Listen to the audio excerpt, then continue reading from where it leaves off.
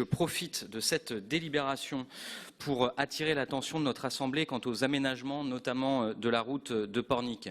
Nous avons été alertés par les salariés du Grand Port Maritime et leurs organisations syndicales quant aux impacts de réduction de voirie intégrés à ce projet et leur incidence sur les flux logistiques du Grand Port Maritime lui-même.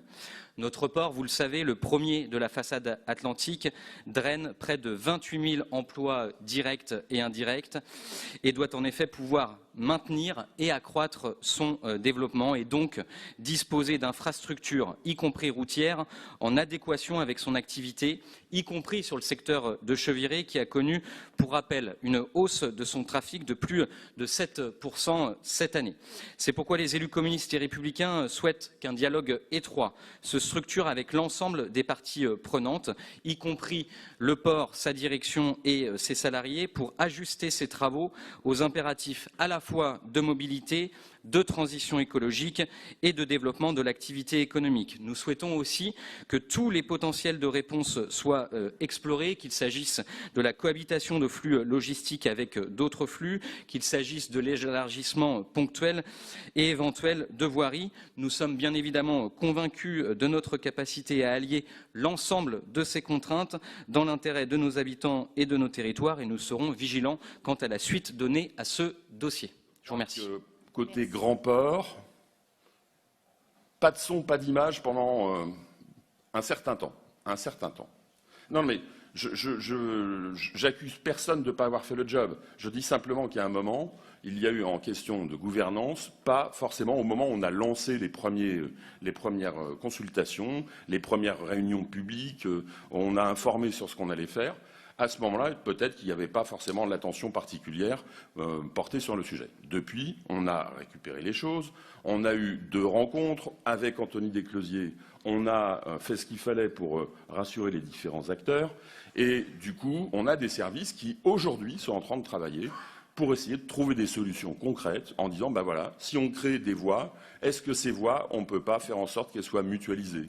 Alors qu'il s'agisse de voies de covoiturage, qu'il s'agisse de voies réservées pour les transports en commun, même si la Sémitane n'aime guère partager ces voies réservées, il n'empêche qu'on sera peut-être obligé de le faire parce qu'il se trouve que sur la route de Pornic, d'un côté, on a le domaine du Grand Port avec une voie ferroviaire et de l'autre côté, on a des espaces verts sur lesquels verts et naturels sur lesquels on ne va pas aller installer du bitume et couler une voie supplémentaire. Je pense que ça serait tout à l'inverse de ce qu'on peut faire ailleurs.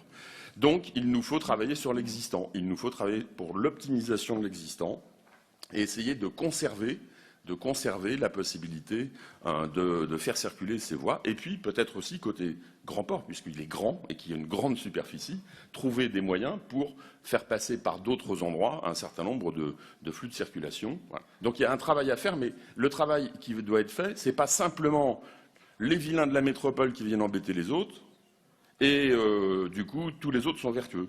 Donc, à un moment, effectivement, je crois qu'il y a vis-à-vis du département et de la DIRO, vous l'avez dit, Julien Mavel, il y a un travail assez fin à faire de comptage, et il est en cours, d'analyse des flux pour essayer de faire en sorte qu'il n'y ait pas, évidemment, ce qui serait catastrophique, un blocage du périphérique ou qui annihilerait complètement les efforts du département en matière de voies réservées pour le covoitureur.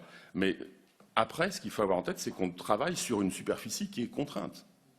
Et donc, sauf si on trouve le moyen de faire passer des véhicules ailleurs, ça va être compliqué d'avoir plusieurs autres voies de circulation par rapport à aujourd'hui.